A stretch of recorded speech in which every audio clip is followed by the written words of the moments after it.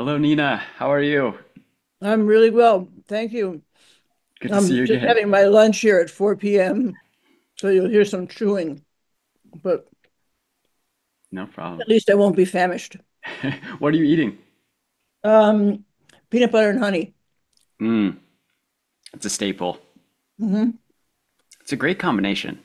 It's a wonderful combination. And peanut butter, honey, and banana is pretty good too, but it's Yes. good on bread. I used to do that in the frying pan. If you Mm. put the bread with butter in a frying pan with banana on it, there's like just a little salt. It almost like tastes a little bit salty, but it like brings out the sweetness. It's really good. Mm. Well, yeah, I'm excited to talk today about chapter six, rhythm inside and outside the head.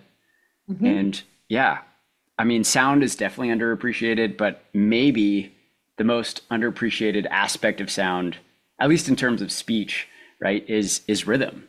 Because I think Absolutely. most people they kind of tune out rhythm. They don't think about it. I mean, certainly in speech therapy, grad school, we've never talked about rhythm, but you really talk about rhythm being this essential ingredient in linguistic communication. Can you talk a little bit more about that? Absolutely. Um,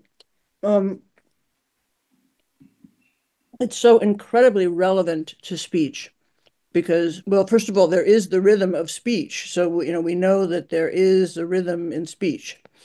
Um, we it's not isochronous, so it's not like a metronome, but there's definitely a rhythm. And as you listen to me talking for a while, you'll start to entrain to different aspects of my rhythm and my speaking. And there's some people who are more and less, um, more rhythmic than others, and some people are just fabulously rhythmic. Like, you know, I wrote in Of Sound Mind that every Martin Luther King Day, my husband and I re-listen to the "I Have a Dream" speech, Hmm. and if I was saying those words to you, just saying them, you'd be looking at your watch, you'd be, just kind of squirming around.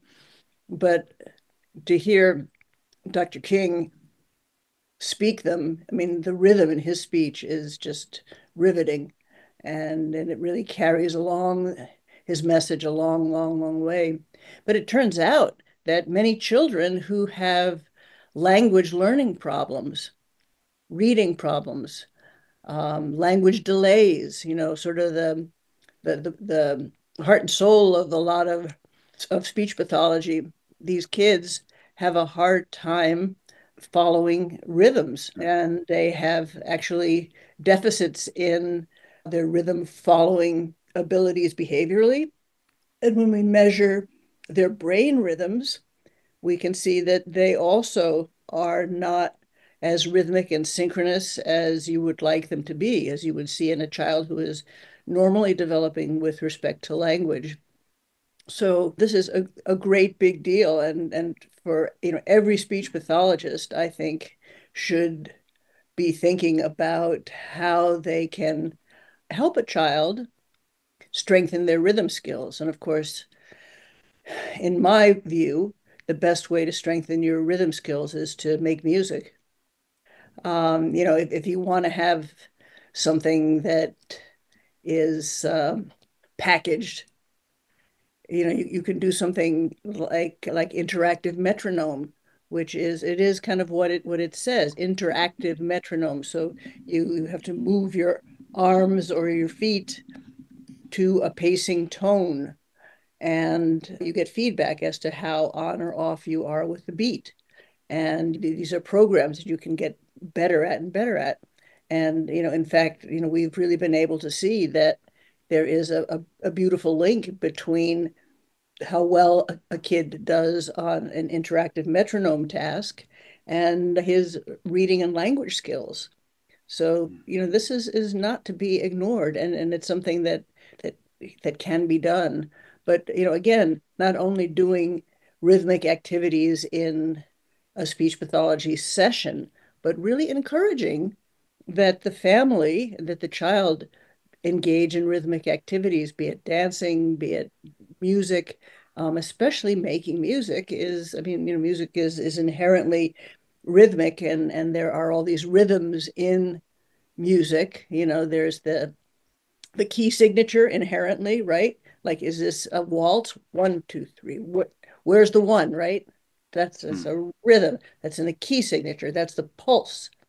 And then there is the note durations. Is it a quarter note or a half note or a held whole note? So it's in the duration of the note values and rests that there are rhythm patterns.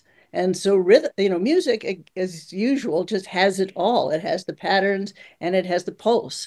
And both of these things are important, and they track with brain activity, and they track with activities like interactive metronome and other rhythmic skills. So rhythm is really important for language, and every speech pathologist should know that. And I hope that this will really become part of clinical practice. yeah. Yeah, you heard it. You heard it, folks. All the SLPs out there, because I think this is really revolutionary. Because I kid you not when I say that I did not hear about rhythm once in graduate school, as it relates to speech and language, and definitely in reading your book and understanding, how you found these correlations between the ability to process rhythm, and we'll get into this later, but also that there's a difference between beat keeping and patterning skills.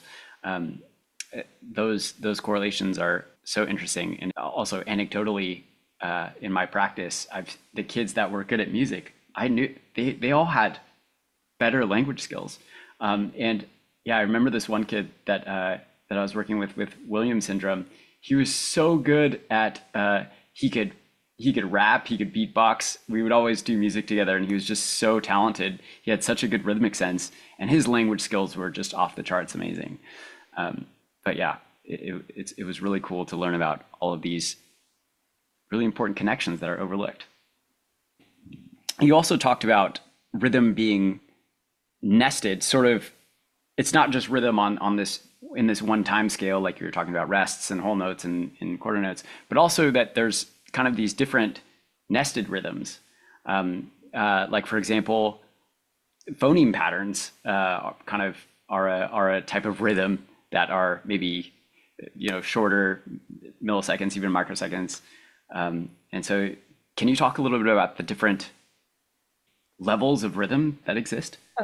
Just think, if you think of time scales, and the notes and their values can really help a little bit with that. But think of, rhythm is going to be repetitive, right? And so you can have rhythm on a slow time scale, like a sentence, or, I like to use the analogy of walking. You're walking in the woods and you're walking, and every footfall, toot, toot, toot, toot. So it's kind of a slow rhythm, right? Mm. And then there's the crunching of the leaves underfoot, you know.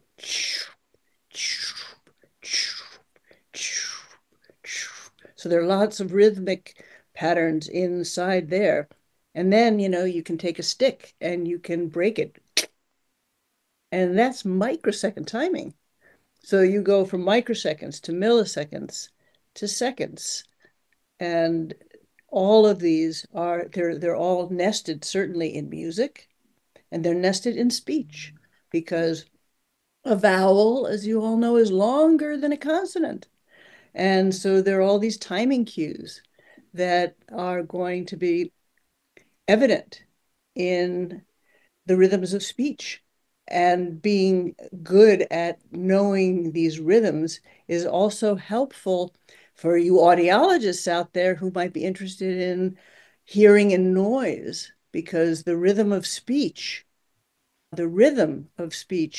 helps you hear speech and noise. So it's the rhythm that you're anticipating. You're propelling yourself because you have a memory of the rhythm of somebody's speech, and that helps you hear the details of speech and noise. Yeah, that is so interesting. Does this have to do with, so you talk a little bit about how rhythm, the brain sort of entrains and reinforces implied rhythms along with the explicit rhythms. So there's kind of a prediction thing that's happening, and it also shows the importance of context. Is that related to this ability to hear speech and noise Yeah. and rhythm abilities? When you think of our brain is a prediction organism. And so, our brain is already processing things before they happen because we're predicting that they're going to happen. Um, so if you have a rhythmic pattern and you measure the brain's response to sound, which is what we do at Brain Volts all the time, and I can measure your brain response to, say, a snare drum going, right? And so there will be a peak every time there's a but even though I don't put it in there, your brain is filling in what you might be thinking, the ands. So you get and and and and so you don't. I'm not playing you one and two and one and two and I'm just playing one,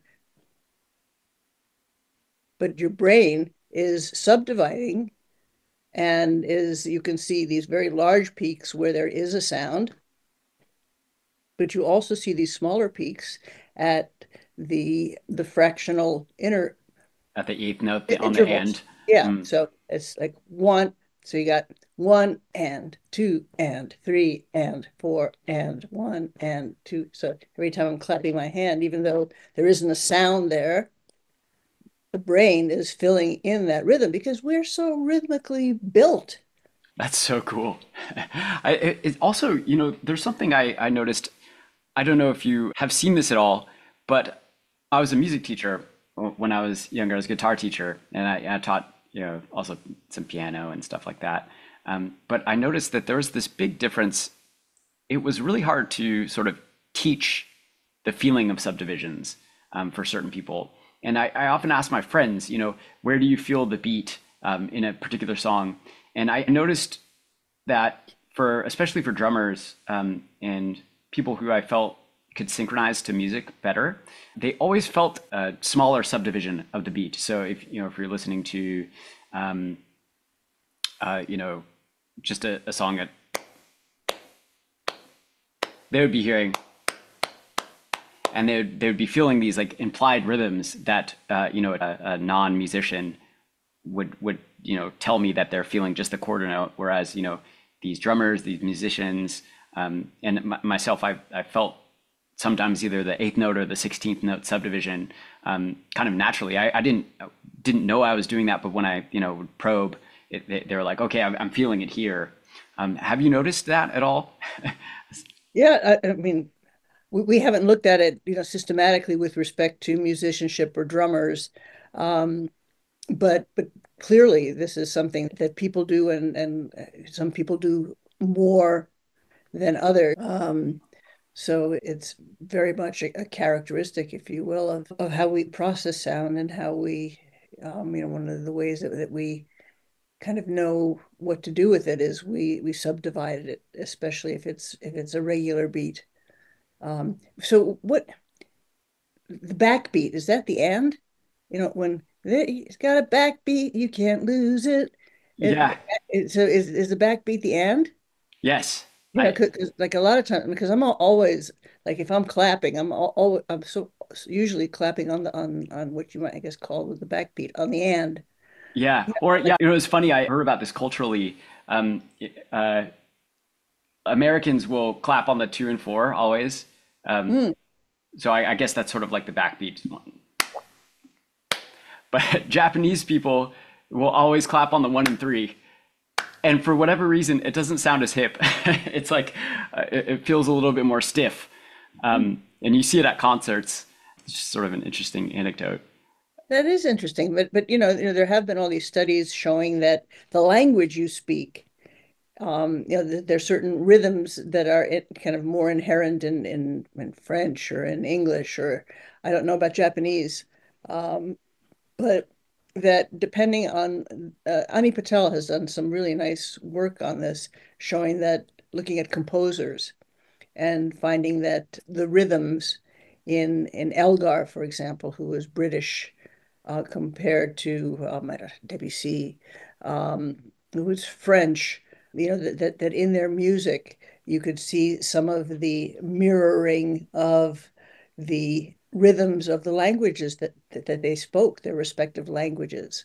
Wow. And that's interesting. And again, it combines this notion that there is rhythm in speech and there's rhythm in languages and there's rhythm in music and there's rhythm in our heartbeats and there are Yeah. just rhythms everywhere. Yeah. Rhythm is so fundamental. And you're sharing in the book too that it is hopeful in a way that we can train some of these things, or at least that infants show preference based on early experience with sound. You're talking about how certain infants showed a preference for, I forget what it was, either like 3/4 or 2/4 time signature based on how they had been bounced um, uh, at a This really is young a age. really great work that came out of Laurel Trainer's lab.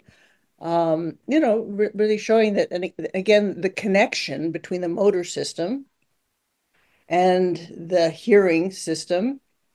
And, so you had these babies that were being bounced either to the ones and threes, one, one, one, one, or to the ands, or to, I think they were some in triple time, one, two, three, one, two, so that when they then heard these rhythms afterwards, they preferred, and they could tell that these babies preferred it just because they would look towards the speaker who that was making the sound in the timing that they had been bounced to. So, That's so cool. there's just this wonderful Yeah. interconnection. Yeah, well, like you've been mentioning this whole time, that sound is movement, and in the Zatori Lab stuff that you spoke about last week, um, it's so cool that the motor cortex is always firing, even when we're silent or we're imagining music. There's like motor cortex activation, so it's like everything is connected in this very special way. Yeah. And we get back to the kids in a second after this, but I wanted to go over to one like totally fascinating thing that I had no idea about before reading this book was that there's these different rhythmic intelligences. I was wondering if you could, maybe talk a bit more about that and what are maybe some of the Yeah. implications. So we wanted to do some study. We were studying rhythm. And so we came up with a bunch of rhythmic tasks that meant that people needed to anticipate beats or tap on this or that part of a rhythm pattern. Um, so there were a lot of different rhythm skills um, that we investigated. And I thought going into the study, because we had it in the end about 10 or so different rhythm tasks. And I thought, well, why are we testing 10 different things? I thought if you're good at rhythm, you're probably going to be good at all these tasks. If you're good at rhythm, you're good at rhythm. But no, once again, wrong, wrong, wrong, Nina. I was wrong because it turned out that some people are really good at tasks that involve knowing where the beat is, and other people are really good on tasks that rely on your picking up on the rhythm pattern, like ba ba da da da, ba ba da da da, ba ba da da da, because repeating something like that compared to ba ba, ba, ba, right? So these are two different, and there we had lots of different rhythmic tasks, as I said, and some were more pattern based and some were more beat based. And I just couldn't believe it that you could not predict based on how well a person performed on their beat based tasks, how they were going to perform on the pattern rhythm tasks. And so, and they had different brain patterns and they were related to different aspects of language. So, and maybe you can put the one paper where I kind of put all of this together was, I think it was in hearing research. It was the beat plum hypothesis. So, We will um, add that to the show notes. yeah. And Definitely. and so, the people who were really good at the patterns excelled in memory, which you might imagine, because for a pattern to build up, you need to remember it, right? You Hmm. need time. Um, and and then I think it was the pulse that was especially important for language skills. Mm. Um, and so, these are yeah, PL, the pulse, L language. Yeah, you mentioned here that the rhythm pattern ability is the only ability that has a bearing on understanding speech and noise, which I thought Yes. was really interesting. It kind of makes sense that you kind of see the shape. Mhm. That's an analogy, but if you can hear the shape of something, you don't need to get all the content to figure out what's being said. You have this extra cue. And you're remembering, right? You're remembering the pattern. And so that helps you when I'm listening to you speaking in noise. If I have a sense of what your rhythmic pattern is, it helps me predict what you're going to Yeah. say. That is so cool. That just totally changed my paradigm of music and language and speech. Um, yeah, and I was wondering if is one more easily trainable than the other? So I don't know. I don't know. I just know that they're both obviously inherently in music. So make music, God damn it. yeah, right, right. That's the big takeaway. Definitely. I was just thinking as a music teacher, it seemed to me that it was really hard to train the ability to keep like have a pulse like that finding the underlying pulse was like harder to train than I could train people to like copy a pattern, but getting in flow or kind of getting connected to the being in the pocket is what they call it in music, being in the pocket. That's hard to teach. It was like I couldn't really wrap my head around how to teach that. So Yeah, yeah, it is really, really hard uh, to teach. And it's something that Um, I think so much, one of the things that you learn with music and with all kinds of music, but especially in music that's syncopated, I mean, you have this expectation of what the rhythm is going to be, and then when you have this deviation of the rhythm, it makes the music more powerful because you're expecting some sound to happen right on the beat, and then it doesn't happen. It's off. It's someplace that's not yeah, on the beat, and so it's this wonderful tension between what your brain is anticipating and where the notes actually land. yeah. Uh, and that's kind of the whole essence of syncopation. Yeah, yeah. There's some songs where they start out and you just hear like one pulse, and then that pulse ends up being like a dotted eighth or something like that. And then once you feel the rest of the music, like you get this almost like this MMN or something that like you're like frame shifts you in a different direction. I always think those are so cool. But one of the ways that you can think of, I mean, the example that I often give is is the beat would be shave and a haircut, 2 bits, and the pattern would be shave and a haircut, 2 bits, right? Very cool. And we can see this in the brain's response to sound, and it's pretty apparent.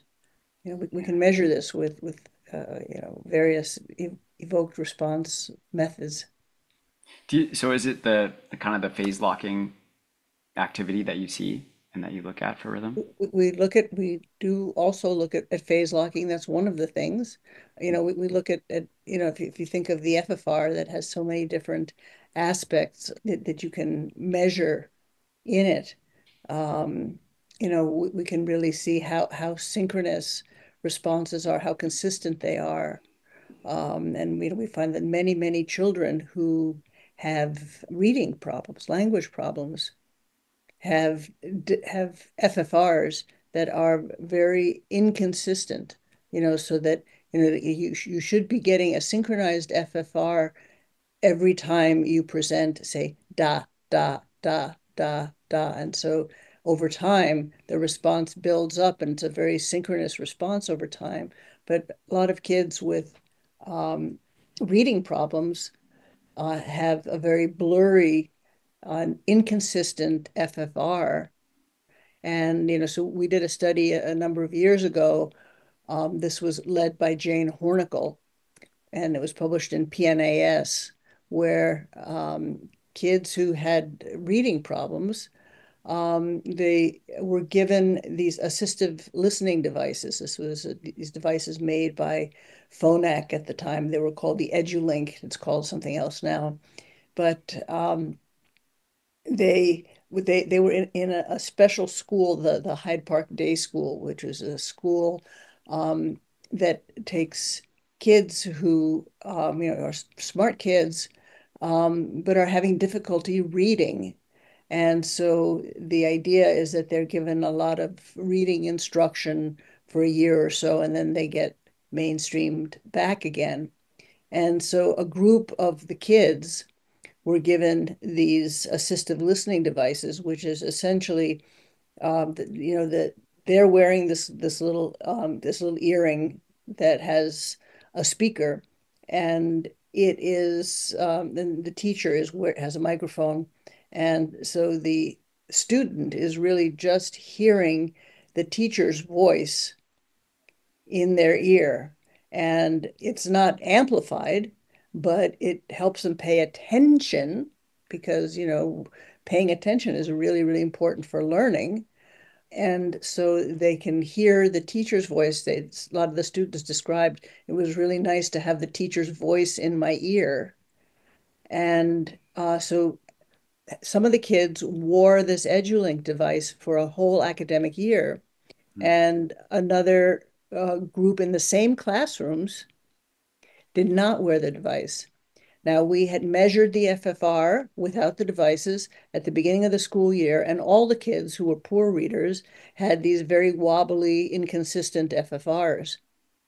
At the end of the school year, the kids who wore the device had much more consistent Mm. and accurate timed responses to sound, FFRs. And of course, we measured the brain's response to sound always without the device. So they didn't have the device at the beginning of the year and at the end of the year, I mean, they didn't need the device anymore because their brain had learned how to respond to sound in a synchronous manner. Yeah, And so that's pretty cool, right? yeah, that's incredible. It So reminds, yeah, see if you can find that study to bring up in the chat. It's yes. Hornicle et al. In PNAS. I don't remember when it was, but Well, I love it that you're changing this paradigm, um, and thinking about all of these things that aren't obvious, like how hearing and how rhythm, for example, are integral parts of learning how to speak, and even things like reading, which you wouldn't think that there's this connection there. But I'm thinking about like, my grandma has gout, for example, and her foot swells up. And if you're just thinking, oh, it's a problem with the foot, oh, her foot's swelling, it's the foot problem. You would never get at the real cause. Sometimes I'm sure it's a foot problem for people, like when their foot is hurting. But like with speech therapy, it's like we're always so focused on, okay, there's something wrong with the mouth, or it must be a tongue tie or something, whereas we're not looking at all of these other possible contributing factors. exactly Oh right. no. Okay, great. I just wanted to touch on this briefly because I love Zakir Hussein, but you talked about him a little bit, and he just passed away recently. Rest in peace. But just an incredible rhythmic virtuoso, tabla virtuoso. And you talked about how his dad taught him to speak using drum rhythms. I thought that was so cool.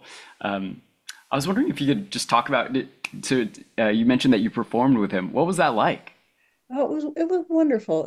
What and you can put a link to that too. It's in the it was a Kennedy Center performance. I know you'll find it certainly. It's on our website, but it's a YouTube thing. The Kennedy Center did a beautiful job recording, and at two different presentations at the Kennedy Center. Um, he followed along. While I was speaking, because we had agreed ahead of time, what I would be saying, and he played the tabla while I was speaking, and it was beautiful. You could really hear the rhythms of speech. Hmm. And so we did this a number of times, and he related this whole idea to just what you were saying, how his father had taught him. He didn't teach him speech sounds. He taught him rhythms, and so in this one performance that he and I and Mickey Hart was a part of that too. But Zakir actually talks about being a child and how his father would talk to him in rhythms, and how this is how he learned to speak. He learned to speak rhythms. He also wrote a beautiful, beautiful chapter in Renee's book. Renee Fleming has this book, Music and Mind, Hmm. and many different people have written chapters in it, including Zakir. And he wrote a beautiful chapter called Music and Mysticism. But he also talks about how he was brought up um, by his dad, learning these rhythms, and it's very beautiful. And he was just one of the kindest, thoughtful people. He was really a very wonderful man, and just a wonderful, wonderful, wonderful rhythmist. Yeah, it is like awe-inspiring to watch him perform, and just it's like a yeah another level. He's on a like a different kind of rhythmic plane. But yeah, I thought that was so cool. And also kind of in the drumming to speech connection, there are some YouTube videos, the drumming to speech YouTube videos that you mentioned that I can link to in the show notes too, but they're really fun. So like the Gene Wilder example from Willy Wonka, there's someone who plays drums to the speech sounds, and kind of highlighting how much we overlook. We sort of tune out the rhythms of speech that are very strong. You can also hear, like we've spoken about Diana Deutsch before, but like the speech to song illusion, when you start to repeat a phrase, you can really hear the rhythms really pop out along with the pitch contours. But yeah, you also talk about Snowball the cockatoo, and it was cool to learn that there are only a few animals that do beat keeping. Can you talk a little bit about that? Yeah, and I kind of wonder about that. I just wonder if there's a lot more beat keeping going on than we're aware of, because they're just not interested in the beats we give them. Right. But yeah, it's been really shown, especially in vocal animals. So people have thought that maybe there was a connection, and maybe there is a connection between imitating, like some birds will imitate each other, or like if you think about a child will often imitate, like if you're saying go get your shoes, and they might say get your shoes, you know um and if if you say um let's go outside, a kid might say outside, go outside, but your dog, who understands perfectly well what you're talking about, he's not going to say anything. um So, he's not a vocal species in the same way in which, like a dog doesn't wag his tail to the beat the way some songbirds do. And if you watch Snowball on YouTube, you'll see that he not only is dancing to the beat, the ones, but when it starts speeding up a little too much, um, he uses the ones and the ands um, kind of judiciously so that he can take some shortcuts, and it's pretty great to Yeah, see that, yeah. in this animal. They've tried to teach monkeys to anticipate a beat, and of course they're really really good at perceiving beats, but they won't, anticipate a beat the way that humans and some of these other um, animal species who can follow a beat easily are able to do. Hmm. Yeah, that's so interesting. Well, you mentioned, that rhythm is like very pervasive. There are all types of rhythmic cycles, like, circadian rhythms, for example, at least, animals, and they're, they are um, in tune with different types of cycles, maybe on different time scales that we don't think about. Yeah. And maybe there's not a way of easily testing, like, maybe a dolphin, for example, or a whale, right? Whale song is pretty incredible. So maybe they're just really long time scales. We can't really understand them well. Um, yeah, a couple more points that you mentioned at the end of the chapter that I think are connected, but both rhythm and socialization, and rhythm and health, um, and kind of getting back to the music as medicine paradigm. Even babies, after being in sync rhythmically with an experimenter. I think this is again Laurel Trainer's lab, but they're more likely to help the experimenter if they were bounced in just bounced in time with them, which is really really incredible.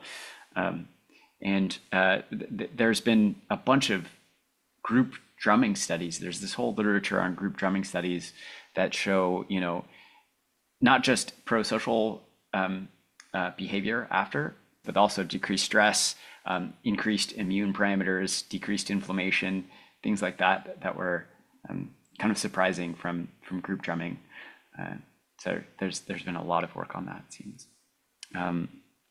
Yeah, and you mentioned that that I think we talked about this before, but the cat purr is a type of rhythm associated with um, helping bones to heal, which Well, yeah, I don't know about a cat purr necessarily. I mean, it happens to be the frequency of a cat purr, but there are these kind of got bone it. vibrators that have been used in medicine to prevent bed sores, to prevent uh, you um, the atrophy of bones for people in who have a lot of bed rest, um, and you know when bones are having a hard time regrowing, it seems that sometimes they respond to certain vibrations that sort of engenders growth.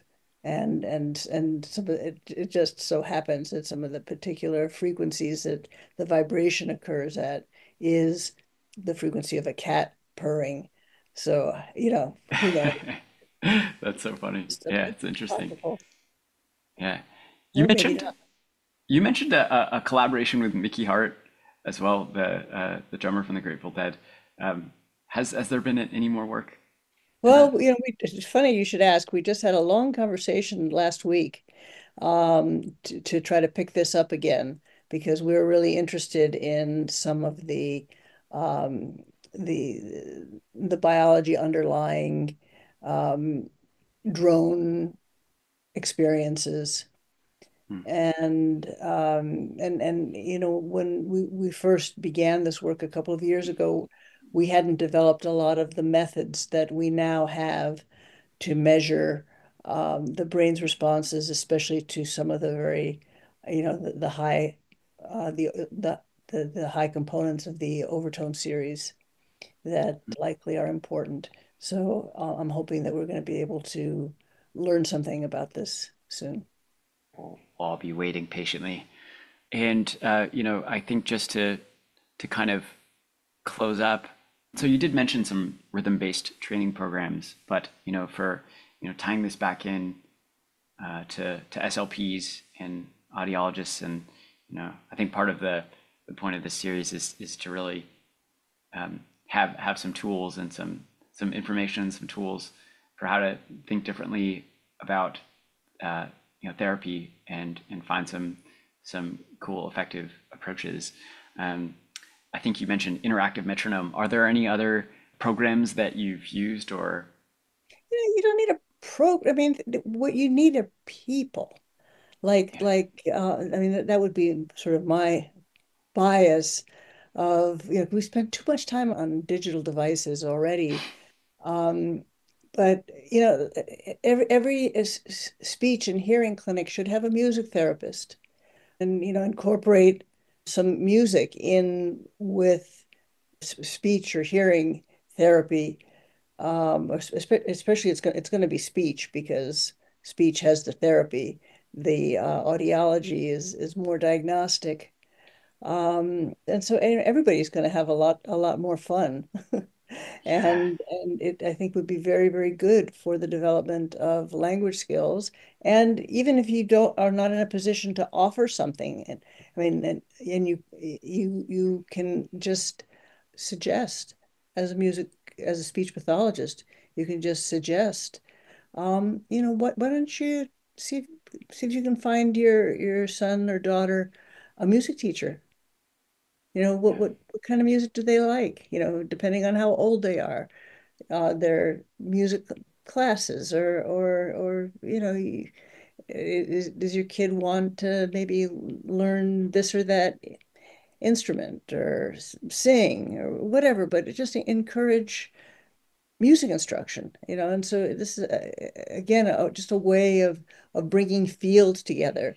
It can be music therapy, but it can also just be a music teacher. I mean, the work that I mean, you as a musician, and you have taught music. You know how to teach music. You're making sound to meaning connections when you teach music. And learning to make those sound to meaning connections will help with language. yeah, yeah.